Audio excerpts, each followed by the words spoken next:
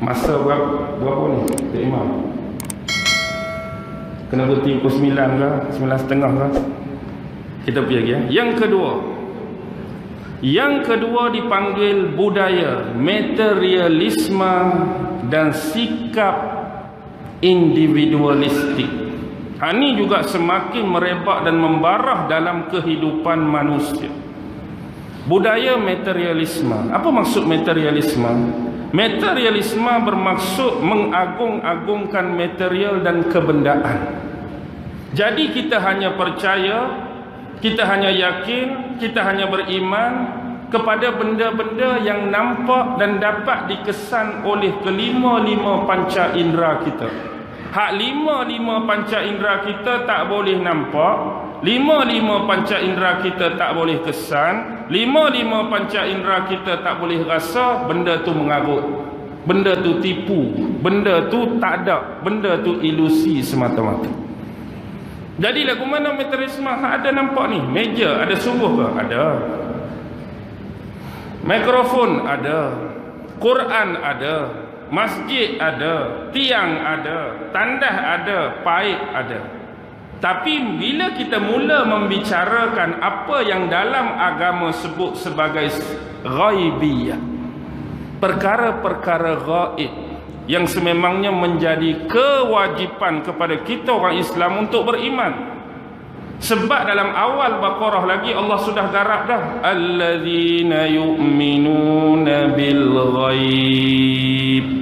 Antara sifat orang yang beriman, percaya kepada hal-hal ghaib.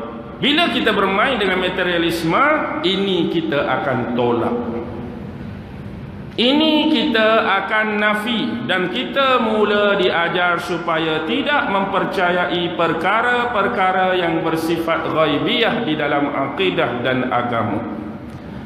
Lepas mati ada malaikat dua orang akan mari tanya, akan mari nikmat, akan mari siksa, ada soal kubur mengarut. Lepas mati ada hidup kembali, dihimpunkan Allah di padang mahsyar, mengarut. Lepas tu kita akan diadili. Siapa yang dapat lepas titian sirat, bawa kitab dengan amal dengan tangan kanan, akan dapat syurga, mengarut. Siapa yang jahat, bawa kitab amal dengan tangan kiri, masuk neraka, mengarut. Sebab benda-benda ni tak boleh dibuktikan dengan kaedah saintifik, tak boleh dibuktikan dalam mana-mana makmal dan lab.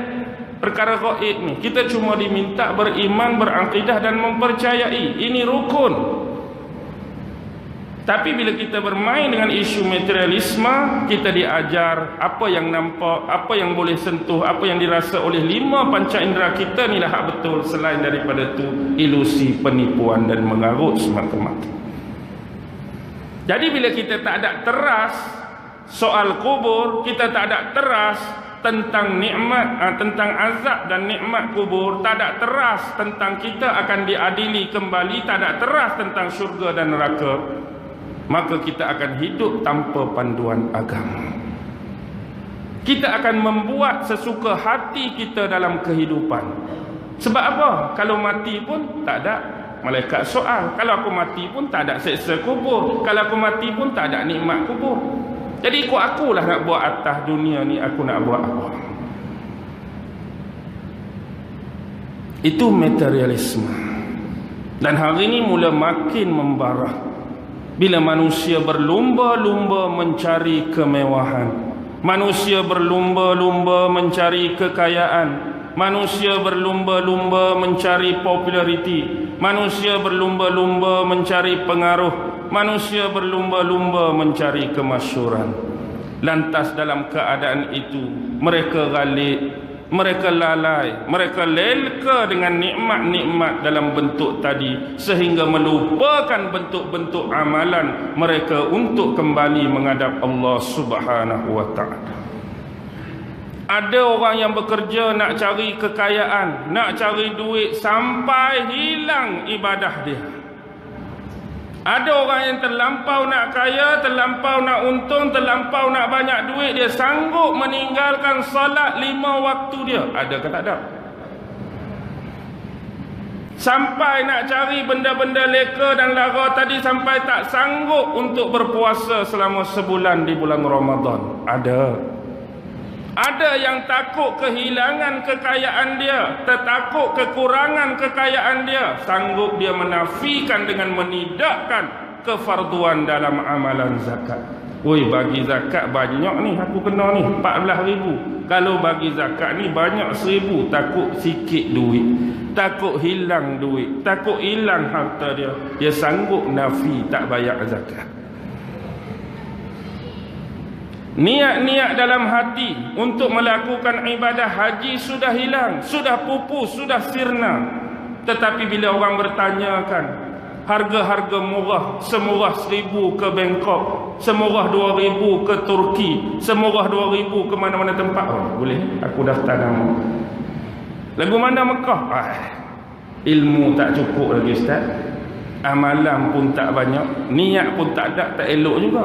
Dia kena ada niat. Lepas tu bila nak pasang niatnya? Dah niat nak pergi tempat tu pun tak ada, tapi niat tempat lain ada. Allah dah tunjuk dah hati kita dibolak balikkan ke arah mana, sama ada keduniaan ataupun bentuk keakhiratan. Baik, hari ini dengan sistem materialisme tadi, akhirnya kita menjadi pemuja. Pemuja apa?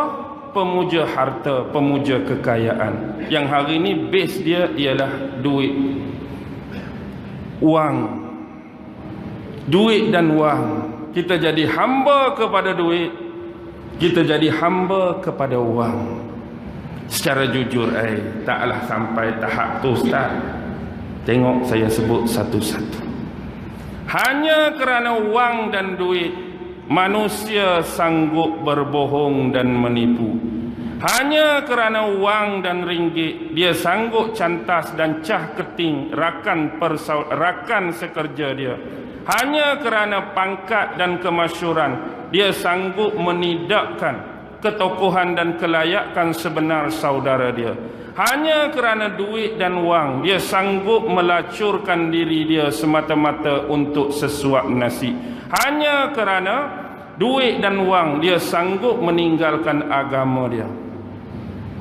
Apa yang saya sebut ni berlaku atau tak berlaku tuan-tuan? Berlaku. Inilah kuasa wang dan kuasa duit. Dia boleh menukar agama seseorang, duit juga boleh menukar watak seseorang, duit juga boleh menukar sifat kebaikan seseorang. Hang tak ada duit? Tak ada. Tapi aku tengok hang ni hebat, hang ni keras semangat, hang ni hati kering. Tu musuh politik aku, tu musuh aku, perniagaan aku. Pipang sebiji atas kepala dia, berapa upah? 1 juta. Asalnya tak bunuh orang, tapi jumlah yang ditawarkan tadi 1 juta. Duit, pang, boleh jadi pembunuh kerana duit. Tak ada duit, minta dengan orang, orang tak bagi. Ada perempuan-perempuan yang sanggup menggadaikan maruah, melacurkan diri dia demi sesuap nasi untuk anak-anak. Kerana apa? Duit. Dan hari ini sebahagian besar manusia menjadi hamba kepada wang dan duit. Walaupun benda tu nampak ringkas, benda tu nampak senang, benda tu nampak simple. Sekarang hakikatnya, nak faham benda ni, kita rujuk surah Al-Kahfi. Dalam surah Al-Kahfi ada 4 plot cerita. Pertama, cerita Ashabul Kahfi lah. Ini plot tentang akidah dan keimanan. Plot yang kedua ialah plot tentang 2 pemilik kebun, seorang beriman, seorang tak beriman. Ini adalah bentuk fitnah kepada harta dan kekayaan, ni material. Plot ketiga, Nabi Musa dan Nabi Khidir. Dia lebih kepada plot fitnah tentang ilmu dan pengetahuan. Dan plot yang terakhir, Zulkarnain dan Ya'juj Ma'juj, dia lebih kepada fitnah pemerintahan, fitnah politik dan fitnah kekuasaan. Dan semua ni akan diguna pakai oleh Dajjal untuk menaburkan fitnah dia. Dan cuma kita perlu bezakan antara Dajjal dan fitnah Dajjal adalah 2 benda yang berbeza. Dajjal tu asing, fitnah Dajjal tu asing. Walaupun fitnah tu datang daripada Dajjal sendiri.